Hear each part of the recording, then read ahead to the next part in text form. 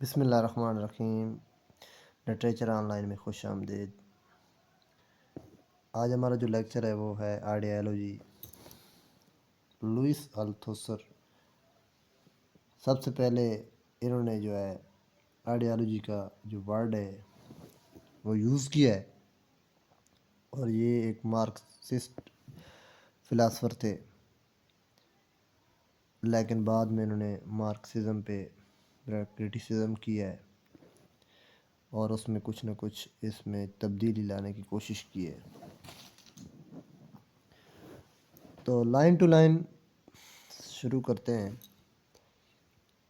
اور کوئی بھی ماسٹر آف انگلش ہو یا بی ایس انگلش ہو، جب آپ کا پیپر آتا ہے تو وہ یہ نہیں چیک کرتے کہ آپ کو کتنا یاد ہے، بلکہ ایگزامینر یہ چیک کرتا ہے کہ ایک بندہ جو ماسٹر لیول تک پہنچ گیا ہے تو اس کے اندر کا جو کریٹک ہے وہ کتنا قابل ہے، یا وہ کس چیز کو، اس کا انالیسز کیسا ہے۔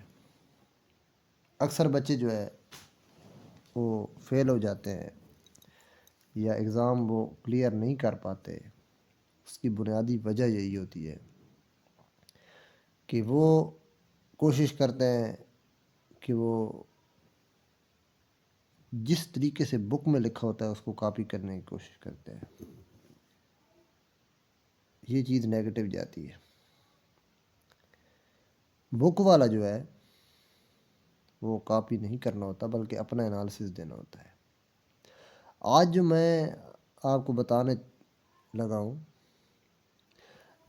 کیونکہ کارل مارکس کہتا تھا کہ جو ریلیشن شپس ہیں سوسائٹی کی فارمیشن، یا جو ریلیشن شپس ہیں سوسائٹی کے اندر، وہ اکنامک کی وجہ سے، معیشت کی وجہ سے وہ فارمیشن ہوتی ہے ان کی،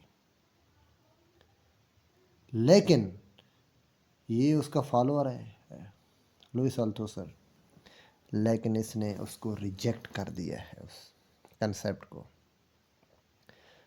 اور اس نے کہا نہیں، آئیڈیالوجی ہے، سیٹ آف بیلیفس، یا یہ ریلیشن شپ فارمیشن کرتی ہے۔ پڑھتے ہیں کیا کہتا ہے۔ لوئس التھوسر 1918 میں پیدا ہوئے اور 1990 میں ان کی ڈیتھ ہو گئی ہے۔ Was a French Marxist philosopher, اور یہ فرینچ مارکسسٹ فلاسفر تھے۔ His thought influenced many discipline, اس کی جو سوچ تھی یا اس کا جو ورک تھا، اس نے بہت سارے ڈسپلنس، بہت ساری فیلڈز کو جو ہے نا انفلوئنس کیا، مطلب کہ اس کے اندر تبدیلی لانے کا وجہ بنا ہے۔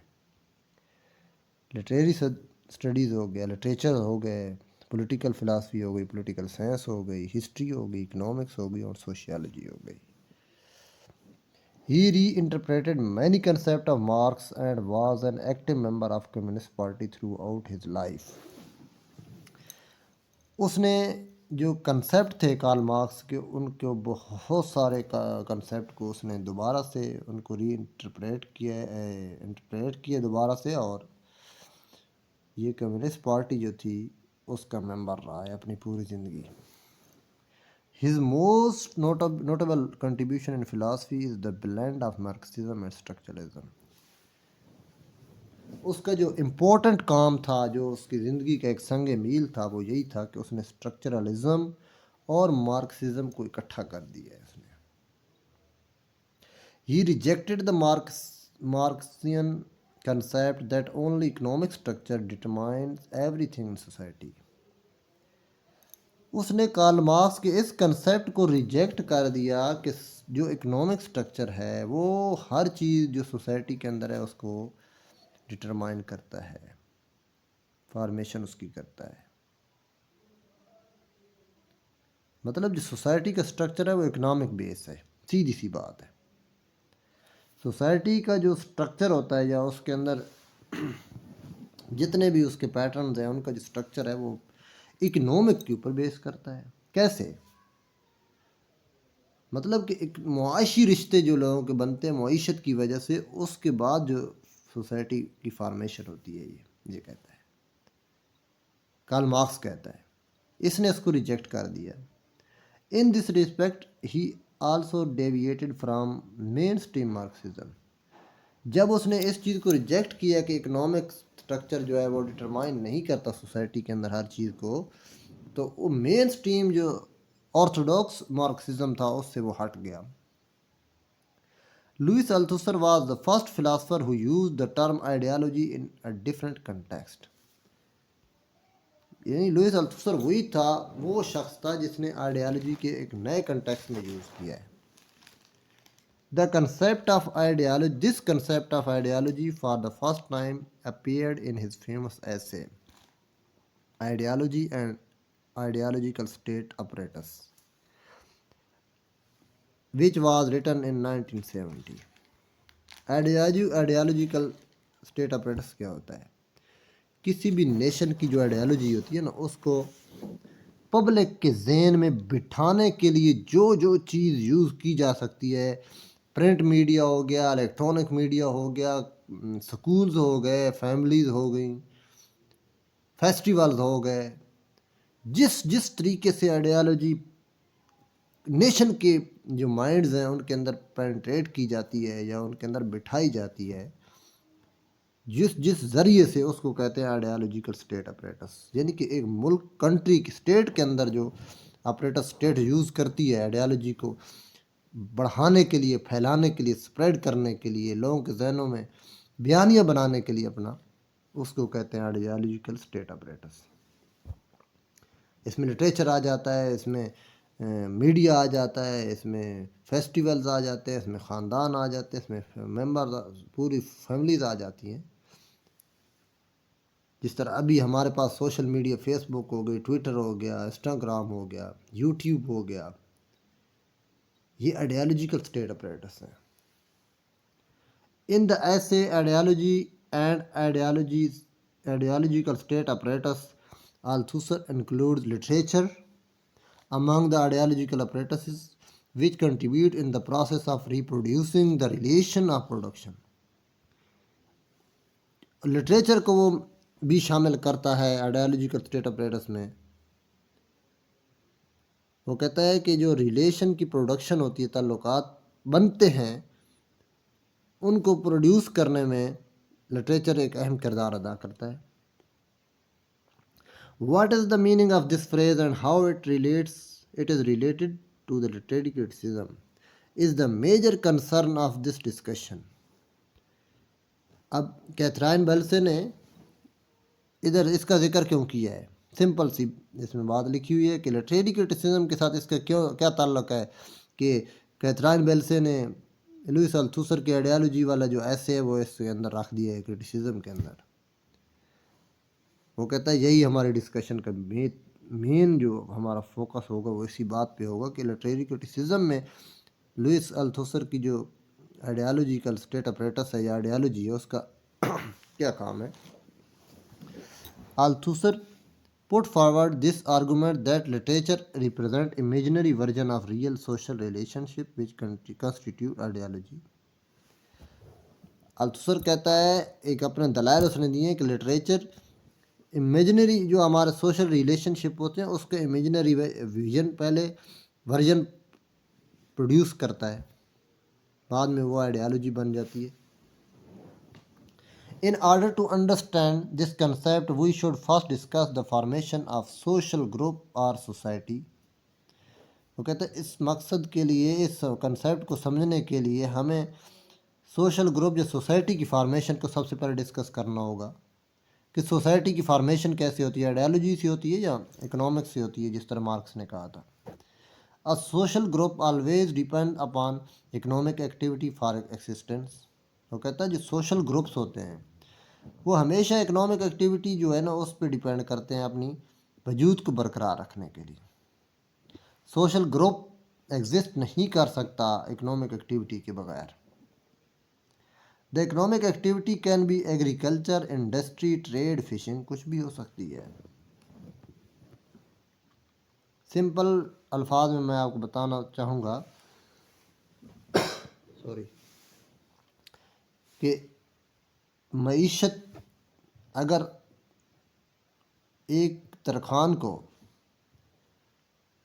پیسے کمانے پڑتے ہیں نا تو وہ تب جا کے آپ کا کچھ کام کرتا ہے. یہ جو بھی پروفیشنز ہیں اگر ان کی معیشت اچھی ہوتی اور ان کو پیسوں کی ضرورت نہ پڑتی تو وہ کام کرتے. پھر آپ کی ضرورت کون پوری کرتا؟ میری ضرورت کون پوری کرتا؟ اسی طریقے سے ہر پروفیشن جو ہے وہ اکنامک بیسڈ ہے اور ہر پروفیشن کا کوئی نہ کوئی مقصد ہے اور وہ سوشل گروپ کی ریکوائرمنٹ ہے. کسی بھی سوشل گروپ کی ایگزسٹنس کے لیے معیشت بہت امپورٹنٹ رول پلے کرتی ہے. مارکس کے مطابق ایک بندہ مکان تعمیر کر رہا ہے، ٹھیک ہے، وہ کیوں کر رہا ہے؟ معیشت ہی ہے نا اس کے پیچھے وجہ. آپ کو چھت مل رہی ہے تو مزدور کو پیسے چاہیے تو آپ کو چھت مل رہی ہے. معیشت ہے، کہیں نہ کہیں اس کا بڑا امپورٹنٹ رول ہے. آپ نے ایک جگہ سے دوسری جگہ جانا ہے، آپ جس گاڑی پہ سفر کر رہے ہوتے ہیں لوکل، اس کا جو عملہ ہے گاڑی کا، اس کو پیسوں کی ضرورت ہے نا. پیسوں کی ضرورت ہے تو وہ آپ کو ایک جگہ سے دوسری جگہ پہنچا رہا ہے. اگر ضرورت نہ ہوتی آپ کیسے جاتے ہیں؟ سوسائٹی کولیپس کر جاتی اس کے بغیر. کارل مارکس یہی تو کہتا تھا کہ اکنامکس جو ہے وہ ڈٹرمائن کرتی ہے سوشل گروپ کو، فارمیشن کو. لیکن التھوسر اس چیز کو ریجیکٹ کر دیتا ہے. وہ کہتا نہیں، آئیڈیالوجی اصل چیز ہے. یہ آگے جا کے ہم پڑھیں گے، ڈیٹیل سے پڑھیں گے اس کا، اور آپ سوچ کے پریشان ہو جائیں گے کہ کس طریقے سے ہمیں کسی بھی آئیڈیالوجی کا قائل کیا جاتا ہے اور اس کے بعد ہمیں سمجھ ہی نہیں آتی کہ ہمارے ساتھ ہمیں ایکسپلائٹ کیا جا رہا ہے. خصوصاً انڈسٹری کی بات کریں گے ہم آگے جا کے کہ کس طریقے سے اس کے جو ورکرز ہوتے ہیں ان کو کس طریقے سے ایکسپلائٹ کیا جاتا ہے اور ان کو پتہ ہی نہیں ہوتا، وہ خوش ہوتے ہیں، اپنی زندگی میں خوش ہوتے ہیں آئیڈیالوجیکل اسٹیٹ اپریٹس کی وجہ سے، آئیڈیالوجی کی وجہ سے. Sorry. A social formation thus needs to reproduce condition of production in order to exist. یہی کہہ رہا ہے کہ سوشل فارمیشن جو ہے اس کو ضرورت پڑتی ہے کہ وہ پروڈکشن کی جو ہے کنڈیشن پروڈیوس کرے، کیونکہ اس کا ایگزسٹنس اسی میں ہے. جو سوشل فارمیشن ہو رہی ہوتی ہے وہ ساتھ ساتھ پروڈکشن کی جو کنڈیشن ہے اس کو بھی پروڈیوس کر رہی ہوتی ہے، اس لیے نہیں بلکہ اپنی ایگزسٹنس کے لیے. For example in the case of an industrial firm the conditions of production would be labour machinery building and other things which are essential to keep the firm running. وہ کہتا ہے کسی بھی فارم کو چلنے کے لیے اس کو لیبر کی بھی ضرورت ہوتی ہے، اس کو مشینری کی ضرورت ہے، اس کو بلڈنگ کی اور دوسری چیزوں کی، وچ آر اسینشیل یعنی کہ ضروری ہیں اس کو چلانے کے لیے. Here the firm is used to denote the whole capitalistic system. ہاں، ادھر فرم کا جو یوز کیا گیا ہے وہ جسٹ فرم نہیں ہے بلکہ ایک کیپٹلسٹک سسٹم ہے، ہول، اس کو بیان کر رہی ہے. The firm has to work within available resources, but it should also make it sure that the conditions of production are not dried up.